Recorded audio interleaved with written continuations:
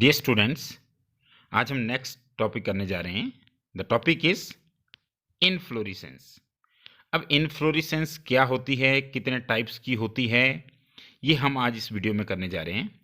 तो इनफ्लोरेसेंस करने से पहले सबसे पहले हमें ये पता करना पड़ेगा कि फ्लावर क्या चीज़ होती है।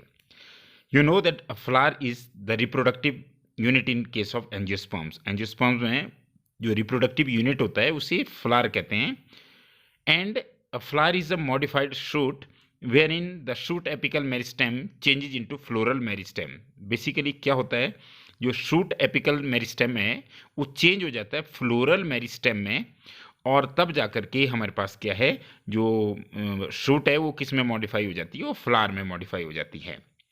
अब आपको पता है कि शूट के केस में इंटरनोड्स दूर दूर होते हैं। अब इस केस में क्या होता है, जब उसका फ्लावर बनना होता है तो internodes they do not elongate and the axis gets condensed. आप देख सकते हैं कि जो सेपल्स हैं, पेटल्स हैं, वो नज़दीक नज़दीक आ जाते हैं। इसका मतलब क्या होता है कि जो इंटरनोड्स होते हैं वो ग्रो नहीं करते, दो इंटरनोड के बीच की जो जगह होती है वो बहुत ज़्यादा नहीं बढ़ती, जिस वजह से वो कंडेंस हो जाते हैं और एक फ्लावर का रूप ले लेते हैं। The apex produces different kinds of floral appendages, और जो उसका अपेक्स होता है, फिर जो टॉप होता है उसका, उसमें से फिर different kinds of floral appendages जो होते हैं वो लिटरली प्रोड्यूस हो जाते हैं। That you can say the apex produces different kinds of floral appendages literally at successive nodes instead of leaves. तो वहाँ पे क्या होता है कि लीव्स के बजाय वहाँ पर फ्लोरल अपेंडेजेस आते हैं, और सक्सेसिव मतलब एक के बाद दूसरे और एक सीक्वेंस में वो चलते हैं। When a shoot tip transforms into a flower it is always solitary. ये बहुत इंपॉर्टेंट है कि जब भी कोई शूट टिप फ्लावर में ट्रांसफॉर्म होगी, फ्लावर में चेंज होगी, तो उस केस में जो इनफ्लोरेसेंस होगी वो सॉलिटरी होगी, मतलब अकेला फ्लावर होगा। ये बहुत इंपॉर्टेंट कंडीशन है। When a shoot tip transforms into a flower it is always solitary. तो ये एक ऐसी कंडीशन है जिसमें जो फ्लावर होगा वो सॉलिटरी बनेगा। अब हम बात करते हैं कि इनफ्लोरेसेंस होती क्या है। जैसे आपको पता है कि फाइलोटैक्सी जो होती है वो लीव्स की अरेंजमेंट होती है, तो इसी तरह से इनफ्लोरेसेंस क्या होती है, it is the arrangement of flowers on a plant. या आप ये भी कह सकते हैं कि it is the process of flowering, उसको भी इनफ्लोरेसेंस कहते हैं। और जो एनसीईआरटी के हिसाब से जो डेफिनेशन है, the arrangement of flowers on the floral axis is termed as inflorescence. NCERT ये कहती है कि फ्लोरल एक्सिस पर फ्लावर्स किस तरीके से अरेंज्ड होते हैं, उस अरेंजमेंट के पैटर्न को कहा जाता है इनफ्लोरेसेंस। अब हम बात करते हैं टाइप्स ऑफ इनफ्लोरेसेंस की।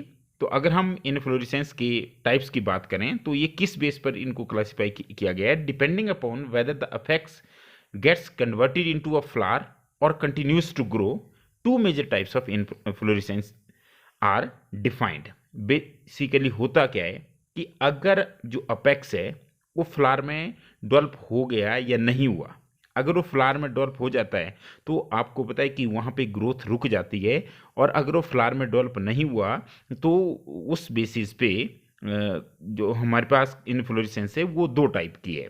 अब वो कौन से दो टाइप की है, सबसे पहले racemose and the second one is साइमोस। अब देखिए, रेसिमोस इनफ्लोरेसेंस की अगर हम बात करें तो in racemose type of inflorescence the main axis continues to grow.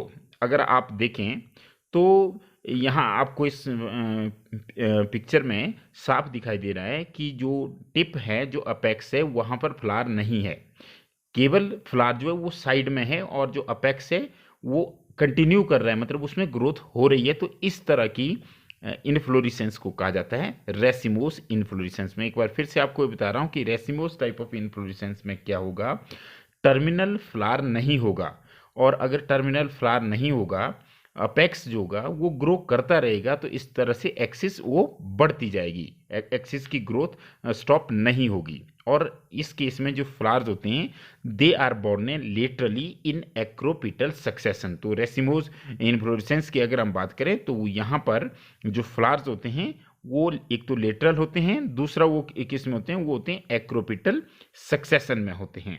अब हम दूसरी इनफ्लोरेसेंस की अगर हम बात करें तो दूसरी जो इनफ्लोरेसेंस है दैट इज साइमोस। अब देखिए इस पिक्चर में अगर आप देख रहे हैं तो इस पिक्चर में आपको साफ नज़र आ रहा है कि यहाँ पर जो टर्मिनल पोजीशन है वहाँ पर फ्लावर डेवलप हो चुका है। अगर टर्मिनल पोजीशन पे फ्लावर डेवलप हो जाए तो इसका मतलब है कि एक्सिस जो है या शूट अपेक्स है वो आगे ग्रो नहीं करेगा, यहाँ पर उसकी ग्रोथ रुक जाएगी।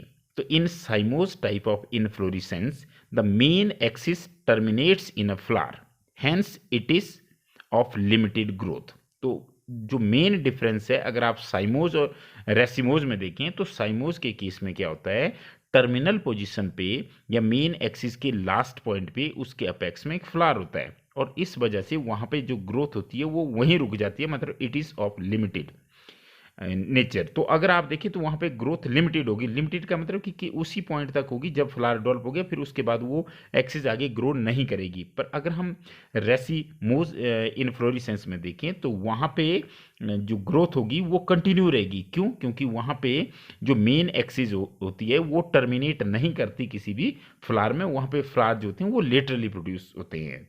Now flowers are borne in basipetal order. अगर आप देखें तो रेसिमोज में फ्लावर्स की जो अरेंजमेंट थी वो एक्रोपिटल ऑर्डर में थी, यहाँ पर जो फ्लावर की अरेंजमेंट है वो बेसिपिटल ऑर्डर में होती है। तो ये दोनों के बीच में डिफरेंस होता है। तो इस तरह से आज हमने बात की इनफ्लोरेसेंस की। Thank you very much.